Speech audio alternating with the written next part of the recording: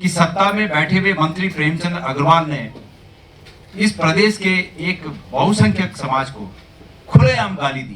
कागजों में आदेश कर देने से ग्रीष्मकालीन राजधानी पूरी हो जाती है, ऐसा मैं नहीं मानता। और मांग करते हैं कि मुख्यमंत्री और विधानसभा के अध्यक्ष दोनों से भाजपा हाईकमान इस्तीफा ले। क्या केंद्र सरकार उत्तराखंड को एक एक्सपेरिमेंट का हब बनाना चाहती है कि मुख्यमंत्री जी इस यूसीसी से किसके जीवन में बदलाव आया? जिन मुद्दों को लेकर के राज्य की लड़ाई लड़ी गई थी, उन मुद्दों को आज सरकारों ने नकारने का काम किया है। मुझे निर्देश प्राप्त हुआ है कि पहले गोविंद सिंह गुजवाल जी संबोधित करेंगे। ये हमारे लिए बहुत ही सौभाग्य की बात है। हमारे संरक्षक हैं, आपके गाइडेंस में ये पत्रकार वार्ता चलेगी। मैं बहुत कुछ नहीं कहूँगा, आगे उस प्रेस वार्ता को गुजराल जी की है, वही बढ़ाएंगे सारे मुद्दों पर। मैं थोड़ा सा आपका ध्यान इस राज्य का जब आंदोलन चल रहा था उसकी ओर खींचना चाहता हूँ। और एक ऐसा ऐतिहासिक आंदोलन इस राज्य को प्राप्ति के लिए हुआ जो मैं समझता हूँ जिसका अपने आप में विश्व के अंदर एक ऐतिहासिक रूप में हमारे सामने आता है। उसमें न जनता पीछे रही, न कर्मचारी पीछे रहे, न अधिकारी पीछे रहे, न राजनीतिक दल पीछे रहे, और उसके बाद ये राज्य मिला। लेकिन आज इस राज्य की जो स्थिति हो रही है उसको बहुत गहराई से समझने की आवश्यकता है। मेरा ये मानना है, जिन मुद्दों को लेकर के राज्य की लड़ाई लड़ी गई थी, उन मुद्दों को आज सरकारों ने नकारने का काम किया है, लोगों को धोखा देने का काम किया है। उदाहरण के रूप में आपके सामने केवल 2 बिंदु पेश करता हूं। पहला, भारतीय जनता पार्टी की सरकार ने गैरसैंण में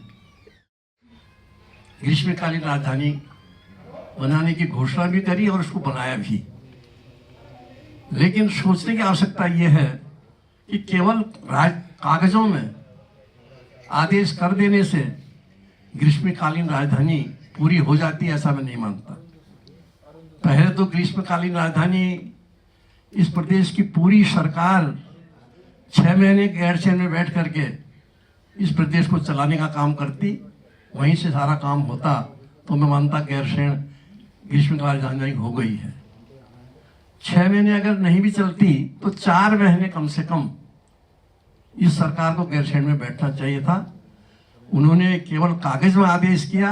ये बहुत बड़ा धोखा हमारे उत्तराखंड के राज्य आंदोलनकारियों के प्रति भी है और यहाँ की जनता के प्रति भी है, और इस पहाड़ की उपेक्षा का भी प्रश्न है।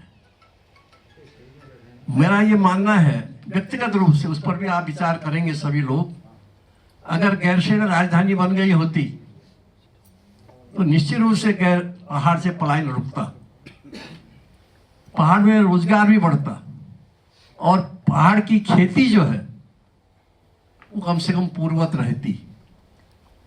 एक प्रश्न इस पहाड़ में और पैदा हो रहा है कि खेती बंजर पड़ने से हमारा खेत सारे बंजर हो गए हैं। जो ऊपर से बारिश बरसती है उसको धरती के अंदर पानी नहीं जा पाता है, पानी निकल जाता है बाहर बाहर, जिसकी वजह से इस पहाड़ के सारे स्रोत धीरे धीरे सूख रहे हैं। जो पुश्तैनी हमारे स्रोत थे, जिनसे हमारे बाप दादाओं ने, हमारे बुजुर्गों ने जो है पानी पिया, वो स्रोत आज बिल्कुल सूख गए। आगे क्या होगा इसको समझने की बात है। ये एक बिंदु है, न पलायन पर ध्यान दिया गया और न यहाँ की खेती पर ध्यान दिया गया।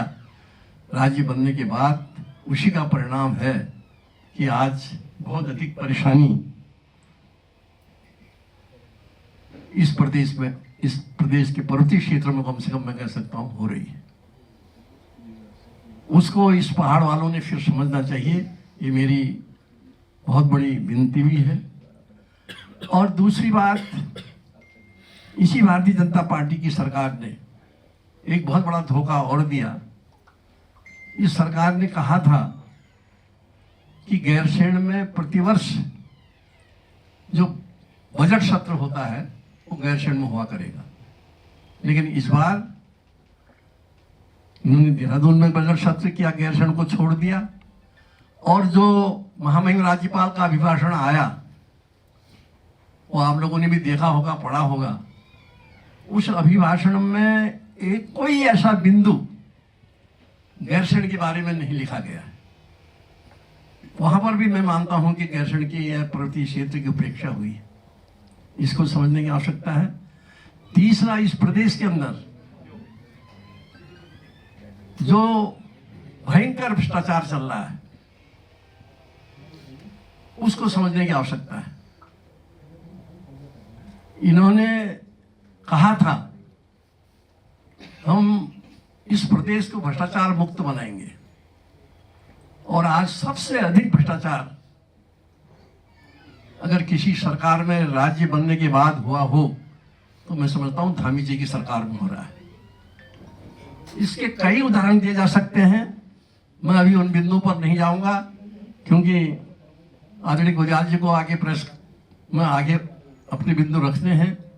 मैं इतना कहना चाहूंगा, इन सारे मुद्दों पर हम सबको इस राज्य के हित में विचार करना चाहिए और सरकार को भी इसका जवाब देना चाहिए। दूसरी, जो विधानसभा सत्र में इस बार देखने को मिला, सुनने को मिला, उसकी हम जितनी भर्त्सना करते हैं वो कम है। ऐसी घटना मैं समझता हूं किसी भी विधानसभा क्षेत्र में, विधानसभा के अंदर, सत्र के अंदर नहीं हुई होगी ऐसा मैं मानता हूं। इस तरह के शब्दों का जो एक दूसरे पर प्रहार किया गया, और माननीय अध्यक्ष आसन पर विराजमान होती है, उनके सम्मुख इस तरह की बात होती है तो ये हमारे लोकतांत्रिक व्यवस्था के लिए, संवैधानिक व्यवस्था के लिए बहुत आपत्तिजनक है, बहुत मतलब एक प्रकार से चिंता का विषय है। मेरा ये साफ कहना है, विधायक भी चुने जाते हैं, विधायक भी माननीय विधायक होते हैं सदन के, और उनके ऊपर फिर माननीय हमारे मंत्री बैठते हैं, मुख्यमंत्री होते हैं। कभी देश में आकर के अगर किसी माननीय विधायक के मुंह से कुछ निकल भी गया, लेकिन उसका जवाब जिस तरह से हमारे अग्रवाल जी ने दिया, संसदीय कार्य मंत्री ने दिया, ये उनको शोभा नहीं देता था। और इससे एक बिंदु ऊपर हटके मैं कह सकता हूं, वैसे विधानसभा अध्यक्ष पर कोई आरोप लगाना उचित नहीं है। जो बातें ऑनलाइन कार्रवाई को देखते हुए पूरे मीडिया तक गई, बाहर फैली, हम सब ने देखा, उस कार्रवाई को रोकने के लिए, उस बात को रोकने के लिए अगर विधानसभा अध्यक्ष चाहती तो राज्यपाल जी से निवेदन करती कि आप पहली और अंतिम लाइन पढ़ करके इसको समाप्त करिए, और हाउस को स्थगित करके अपने कमरे में जाती और वहां पर उन दोनों को बुला करके समझौता कराने का प्रयास करती। अगर ऐसा हुआ होता तो मैं समझता हूं जो आज हिजा लेदर उस संवैधानिक संस्था की हुई है, विधायकों की हुई है, मंत्री की हुई है, वो समाज में जाने से रुकती। यही मैं कहना चाहूंगा। बाकी माननीय गुजराल जी इस प्रेस वार्ता को आगे बढ़ाएंगे। सबको बहुत बहुत धन्यवाद। मेरे प्यारे साथियों, जैसे कि हमारे बहुत ही अग्रज हमारे आदरणीय कुंजवाल जी ने बात कही, मैं उसी बात से बात शुरू करूंगा। ये बहुत ही दुर्भाग्यपूर्ण है कि सत्ता में बैठे हुए लोग सत्ता के नशे में मदहोश हैं। प्रदेश की जनता ने जिन लोगों के हाथों में सत्ता दी, वो लोग सत्ता में बैठने लायक और इस प्रदेश की सत्ता को चलाने लायक नहीं थे। इस बात को उन्होंने प्रदर्शित किया है, अपने तमाम कारनामों से इस बात को उजागर किया कि वो सत्ता चलाने के जानकार नहीं है, सत्ता चलाने का उन्हें कोई, उनके पास वो कुव्वत नहीं है जिससे कि वो इस प्रदेश की सत्ता को चला सके। बहुत ही दुर्भाग्यपूर्ण है कि सत्ता में बैठे हुए मंत्री प्रेमचंद अग्रवाल ने इस प्रदेश के एक बहुसंख्यक समाज को खुलेआम गाली दी, और उससे भी बड़ी भर्त्सना इस बात की जानी चाहिए, उससे भी बड़ा खेदजनक ये है कि इस प्रदेश के मुख्यमंत्री और इस प्रदेश की विधानसभा के अध्यक्ष खुलेआम प्रेमचंद अग्रवाल जी का बचाव करते नजर आ रहे हैं। ये बड़ा दुर्भाग्यपूर्ण है और मैं दोनों से इस बात की मांग करता हूं कि नैतिकता के आधार पर इस प्रदेश का मुख्यमंत्री और इस प्रदेश का विधानसभा का अध्यक्ष रहने का उन्हें कोई नैतिक अधिकार नहीं है। जिस प्रदेश के बहुसंख्यकों को उस विधानसभा के पटल से मंत्री अपनी सीट पर खड़ा होकर, अपनी जगह पर खड़ा होकर गाली बके और उसका रक्षण, उसका संरक्षण इस प्रदेश के मुख्यमंत्री और इस प्रदेश के विधानसभा के अध्यक्ष करें, तो ये नैतिकता कहती है कि उन्हें उस पद पर रहने का कोई अधिकार नहीं है। मैं मांग करता हूं कि वो दोनों लोग अपने पदों से इस्तीफा दें। अगर इस प्रदेश में थोड़ा भी वो इस बात को रखना चाहते हैं कि इस प्रदेश के नेताओं में नैतिकता बची है, उनमें नैतिकता बची है, तो उन्हें अपने इस पद पर रहने का कोई अधिकार नहीं है। कितना दुर्भाग्यपूर्ण है कि प्रदेश के विधानसभा के अध्यक्ष उस सीट पर बैठकर, पीठ पर बैठकर ये कह रही हैं कि ये राजनीति का अखाड़ा नहीं है। अरे भाई, राजनीति का सर्वोच्च मंदिर इस प्रदेश का वो विधानसभा है। कौन विधानसभा अध्यक्ष जी को इस बात को कहेगा कि इस प्रदेश की राजनीति में जो लोग जिस चीज को पसंद करते हैं और अपनी पसंद के अनुसार वोट देके जिन लोगों को वहां अपना नुमाइंदा बनाकर भेजते हैं, वो लोग अगर अपने क्षेत्र के, अपने लोगों की बातों को वहां नहीं कहेंगे तो और कहां कहेंगे? क्या विधानसभा अध्यक्ष जी के घर में आके कहेंगे? विधानसभा अध्यक्ष जी ये बताएं कि उन्होंने कैसे इस बात को कह दिया कि राजनीति का अखाड़ा नहीं है, राजनीति का केंद्र नहीं है। वो राजनीति का केंद्र है। विधानसभा अध्यक्ष जी गैर जिम्मेदाराना बात कर रही हैं और ऊपर से बोल रही हैं कि भाषण करने की जगह नहीं है। खुद तो भाषण दे रही हैं, खुद तो राजनीतिक भाषण दे रही हैं। आपने पीठ से सुना होगा, विधानसभा की अध्यक्ष जी पीठ से कह रही हैं कि यहाँ पर यह चर्चा करिए कि प्रधानमंत्री जी की योजनाओं का हम कैसे जो है उसका प्रचार प्रसार कर सकें, कैसे प्रदेश में उन योजनाओं की बात कर सकें, ये बात करिए। लेकिन यहां पर अगर किसी को गाली दी गई सार्वजनिक रूप से तो उस पर बात मत करिए। ये क्या बात है भाई? ये क्या मजाक है? आप तो राजनीति उस पीठ से, जिस पीठ से ये अपेक्षा की जाती है कि ये पीठ सभी के साथ न्याय करेगी, उस पीठ पर बैठकर आप राजनीति कर रही हैं। आपने देखा होगा कई बार विधानसभा अध्यक्ष जी राजनीतिक कार्यक्रमों में हिस्सा लेती हैं, जबकि विधानसभा अध्यक्ष जी आदरणीय कुशवाहा जी भी रहे। बहुत से ऐसे मौके आए होंगे कि पार्टी को और हमारी राजनीतिक विचारधारा को उनकी आवश्यकता भौतिक रूप में वहां पड़ी होगी, लेकिन उन्होंने ऐसे कार्यक्रमों में जाने से हमेशा परहेज किया। लेकिन आज खुलेआम राजनीति कर रहे हैं और दूसरों पर इल्जाम लगा रहे हैं। जितना बड़ा पाप प्रेमचंद अग्रवाल जी ने ये भाषा से किया है, उससे बड़ा पाप पुष्कर सिंह धामी जी ने और विधानसभा के अध्यक्ष ने उनका बचाव करके किया है। इसलिए मैं ये मानता हूं कि भारतीय जनता पार्टी की सोच आज इस बात का द्योतक है कि बोए पेड़ बबूल का तो आम कहां से होए। इन्होंने जब संकीर्णता की राजनीति पहले से स्थापित की, तो आज वो संकीर्णता की राजनीति यहां तक आ गई है कि उत्तराखंड के इस बहुत ही ऐसे खुशनुमा माहौल में इस प्रकार का एक दूसरे के प्रति कीचड़ उछालने का जो काम ये लोग कर रहे हैं, ये उसी संकीर्णता की राजनीति की आगे की सीढ़ी है। हम इसका पुरजोर विरोध करते हैं और मांग करते हैं कि मुख्यमंत्री और विधानसभा के अध्यक्ष दोनों से भाजपा हाईकमान इस्तीफा ले। नंबर एक बात। मेरे प्यारे साथियों, मैं दूसरे बिंदु पर आता हूं और दूसरा बिंदु है यूसीसी।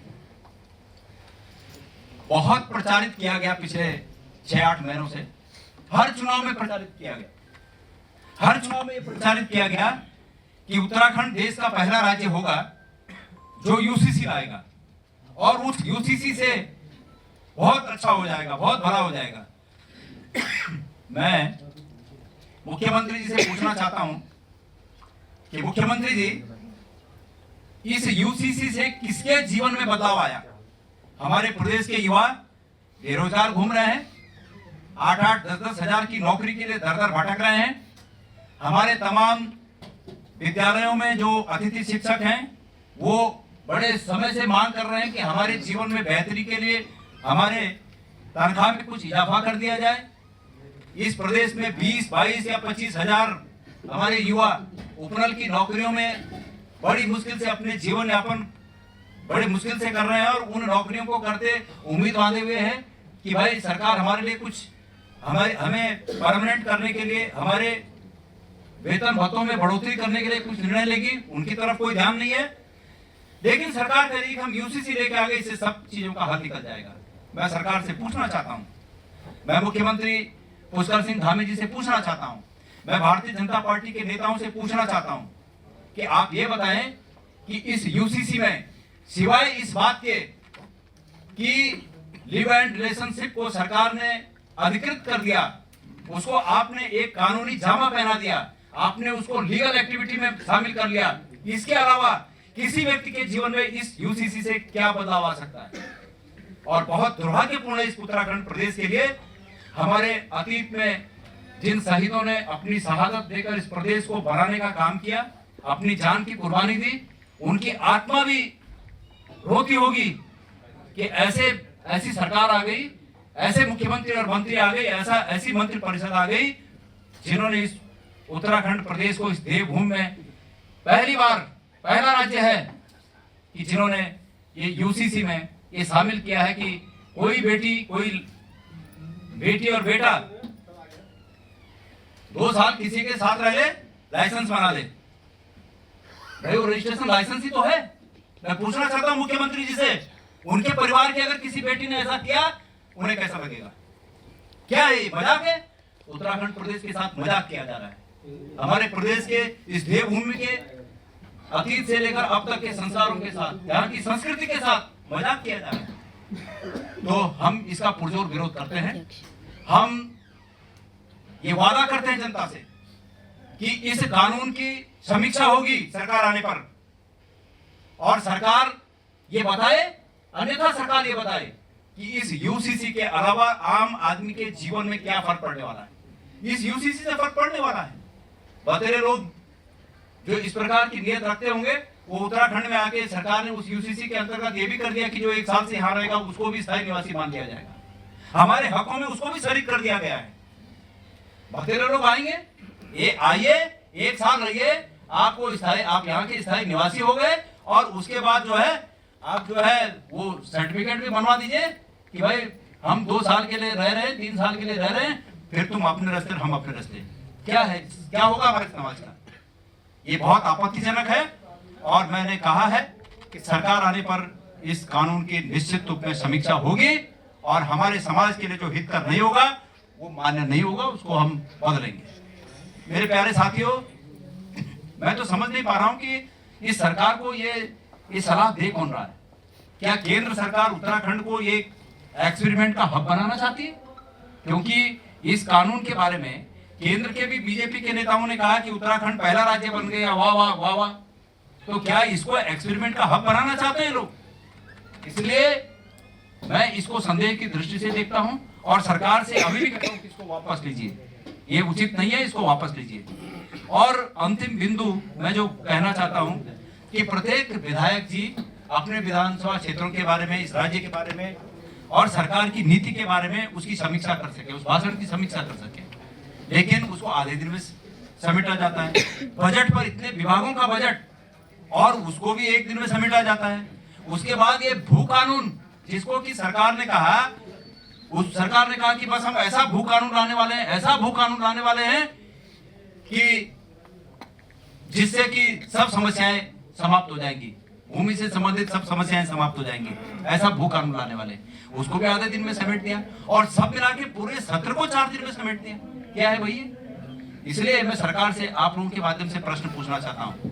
मैं धामी जी से प्रश्न पूछना चाहता हूं। नंबर 1, धामी जी, क्या ये बात सत्य नहीं है कि ये आपका प्रस्तावित जो आपने विधानसभा में पास कर दिया,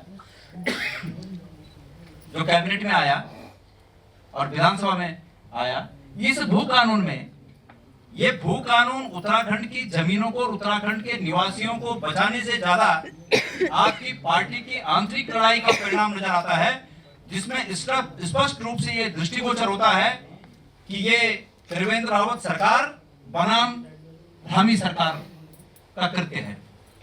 क्योंकि इसमें एक ही चीज है कि जो 2018 में त्रिवेंद्र रावत जी की सरकार ने प्रोविजन किए थे एक शब्द में, एक वाक्य में ये कहा गया कि वो सब निरस्त किए जाते हैं। क्या ये आप दोनों की लड़ाई का परिणाम तो नहीं है? मैं पूछना चाहता हूं धामी जी से।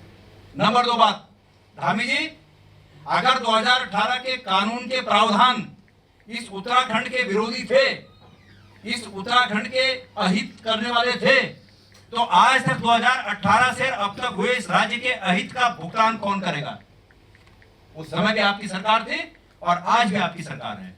अगर वो अहित हुआ है, उत्तराखंड का, इस प्रदेश का अहित हुआ, तो आप ये बताइए कि वो क्या अहित था और उस नुकसान की भरपाई आपकी पार्टी, आप क्या करने वाले लोग, क्या इस प्रदेश के उन अहितों का भुगतान वो करेंगे क्या? ये मेरिट और अतीत के अनुभवों के आधार पर जनप्रतिनिधियों का चुनाव लोग करेंगे, तो मैं मानता हूं कि निश्चित रूप में हमारे कांग्रेस के तमाम लोग चुनाव जीतेंगे। मैं आप सब लोगों के प्रश्नों का, अगर कोई प्रश्न आपके होंगे तो उनका उत्तर आखिरी में दूंगा। उससे पहले मैं भाई हेमेश खरपाल जी से ये चाहता हूं कि कुछ अगर छूट गया हो तो अपने शब्दों से उसकी पूर्ति करने का काम करेंगे। हल्द्वानी में कुमाऊं का सबसे बड़ा मेडिकल कॉलेज रेफर सेंटर बन के रह गया है। हम लोग अगर चंपावत टनकपुर से किसी को यहाँ भेजते हैं तो वो दूसरे दिन राममूर्ति के लिए रेफर कर दिया जाता है। ये एक सोच थी तिवारी जी की, कुमाऊं के लोगों को बेहतर इलाज हो, आज वो बुरी तरह से चरमरा गई है स्वास्थ्य सेवाएं। मैं आज मेरे ख्याल में आपको ध्यान होगा, एक आंदोलन चला था अल्मोड़ा से, नशा नहीं रोजगार दो, और शायद आज उसकी वर्षगांठ ना हो, 22 फरवरी या 22-23 फरवरी को शुरू किया था, वो लोग वर्षगांठ मनाते हैं। आज पूरा पहाड़ इन्होंने नशे में झोंक दिया है। बड़ा बड़ा दुख होता है मुझे जब इकलौते बच्चे और वो नशे, स्मैक के नशे करके और ब्लेड लेके घूमते हैं माँ बाप के सामने। एक माँ अगर अपने, मुझसे कहा एक माँ ने अपने बेटे के लिए कि ये मर जाता तो अच्छा होता, किस हालात में कोई माँ अपने बेटे के लिए कह सकती है इस तरह से पूरी तरह स्मैक। और मैं तो इसलिए ज्यादा दुखी हूं कि हमारा चंपावत जिला दूसरे नंबर में आ रहा है प्रदेश में, और सरकार को कोई सोच नहीं है, इनको लूटना है, कमाना है, शराब पहुंचनी चाहिए, होम डिलीवरी पहुंचनी चाहिए, घर घर शराब। आप हमारे चंपावत जिले के आप अखबार उठा के देखिए, हर दूसरे दिन उसको हाईलाइट करते हैं, पुलिस का तगड़ा प्रहार इतने ग्राम स्मैक के साथ, ये पुलिस का तगड़ा प्रहार। अरे खुलेआम दिख रहा है, गाड़ियां आती हैं बड़ी बड़ी, 10-10, 12-12, 14-14 की झुंड लड़कों के वहां जाते हैं और खुलेआम स्मैक बिक रही है। क्या ये बिना पुलिस के संरक्षण के या बिना राजनीतिक संरक्षण के ये लोग काम कर रहे हैं? मगर इस सरकार को कोई कम नहीं है कि हमारा युवक कहाँ जा रहा है। एक दो बच्चे आज के जमाने में, और वो सब नशे का शिकार हो रहे हैं। एक बड़ा प्रहार दोबारा से मैं गुरियाल जी से भी कहूंगा, कुंजवाल जी से भी कहूंगा, मैंने रावत जी को भी कहा, कांग्रेस पार्टी को, सड़क पे उतर के धन सरोकारों के मुद्दे पर एक फिर से नशा नहीं रोजगार दो पार्ट शुरू हो, उस पर सड़क पर उतरने की जरूरत है। मैं आप पत्रकार साथियों से भी ये निवेदन करना चाहता हूँ, दोनों हाथों से यहाँ के संसाधनों की लूट हो रही है, और कोई सवाल खड़ा करता है तो उसको धमकाया जाता है, उसके खिलाफ कार्रवाई होती है, उसको चुप करा दिया जाता है, उसका मुंह बंद कर दिया जाता है।